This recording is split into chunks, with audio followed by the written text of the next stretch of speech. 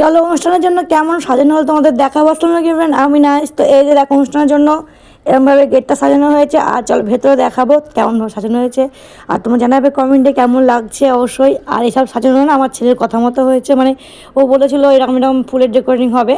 ও অতটা বলতে পারেনি, কিন্তু আমরা বুঝে নিয়েছিলাম একটুখানি বলাতেই।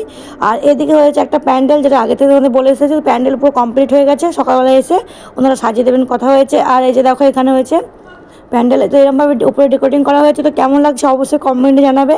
তো এখানে লোকজন এসে খাওয়া দাওয়া করবে, আর বাড়ি ভর্তি লোক হবে। অনেক অনেক আনন্দ হতে চলেছে বাড়িতে। আর বাড়িতে অনেক দিন পর এরকম একটা অনুষ্ঠান হতে চলেছে। আর ওই যে ওই দিকটাই হচ্ছে রান্নার জায়গা।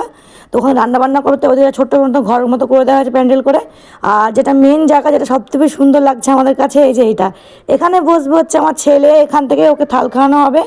আর এই যে দেখো, তো তোমরা সবাই আমার ছেলের জন্য দোয়া করবে। তো চলো আজকের মতো এখানে, বাই বাই। কেমন লাগলো কমেন্টে জানাও।